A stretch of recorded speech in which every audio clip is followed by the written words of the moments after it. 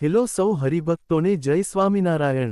સૌપ્રથમ તો ભગવાન સ્વામિનારાયણના આશીર્વાદ તથા ગુરુહરિ મહંત સ્વામી મહારાજની પ્રેરણાથી જોધપુર શહેરની સાથે સમગ્ર રાજસ્થાનના લોકો એક ઐતિહાસિક ક્ષણના સાક્ષી બનવાના છે, જેઓની પાવન નિશ્રામાં તમામ શુભ સંકલ્પો સાકાર થાય છે, જેઓના દર્શન માત્રથી અંતરના તમામ વિકારો ટળી જાય છે, જેઓ સત્શાસ્ત્રને જીવનાર, સદ્ગુણોના ભંડાર, આધ્યાત્મિકતાની પરાકાષ્ઠાએ રહેનાર, જેમની આંખોમાં, જેમના સાનિધ્યમાં, જેમના સમગ્ર વ્યક્તિત્વમાં સાધુતા નિતરે છે, એવા સાધુતાના શિખર પ્રગટ ગુરુહરિ મહંત સ્વામી મહારાજ જોધપુર શહેરના આંગણે પધારી રહ્યા છે।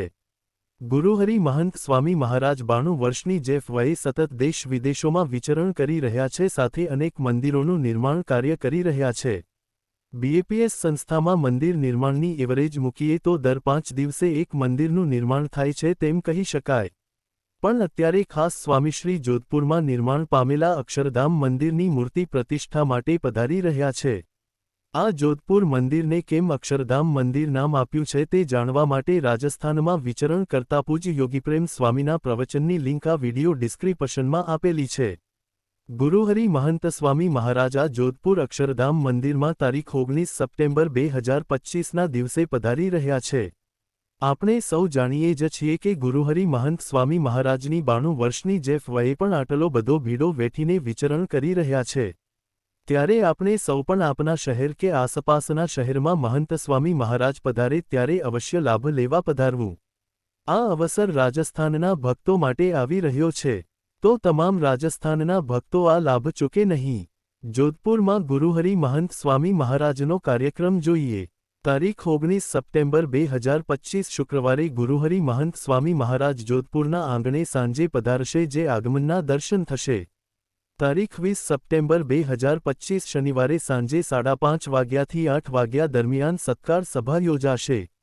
તારીખ 21 સપ્ટેમ્બર 2025 રવિવારે સવારે સ્વામીશ્રીની પ્રાતઃપૂજાના દર્શન થશે અને સાંજે 5:30 વાગ્યાથી 8 વાગ્યા દરમિયાન સ્વાગત સભા યોજાશે।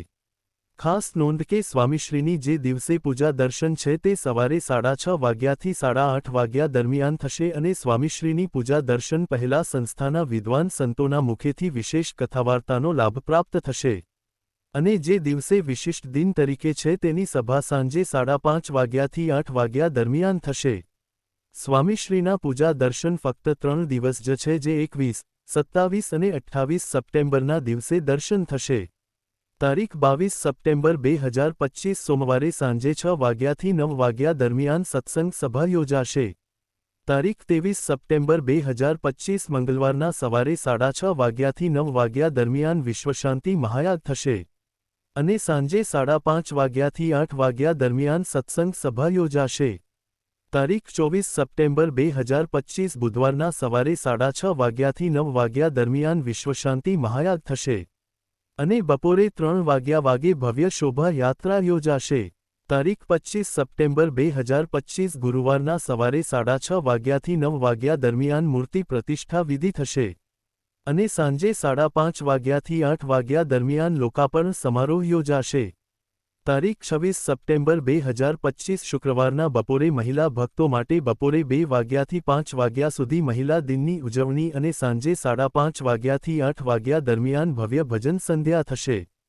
તારીખ 27 સપ્ટેમ્બર 2025 શનિવારે સવારે સ્વામીશ્રીની પ્રાતઃપૂજાના દર્શન થશે અને સાંજે 5:30 વાગ્યાથી 8 વાગ્યા દરમિયાન સ્વામીશ્રીનો સન્માન સમારોહ યોજાશે।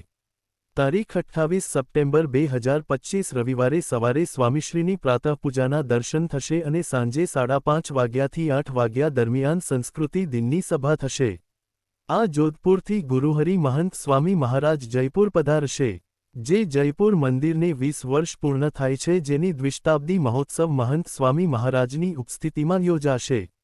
તો રાજસ્થાનના હરિભક્તો અને જે આ જોધપુર મંદિર મહોત્સવમાં જવાના છે એ તમામ હરિભક્તો કોમેન્ટમાં જય સ્વામિનારાયણ લખે, અને આપણે સૌ આ સમાચારને અવશ્ય શેર કરીએ, જેથી વધુને વધુ ભક્તો આ લાભ લઈ શકે। સર્વ હરિભક્તોને જય સ્વામિનારાયણ।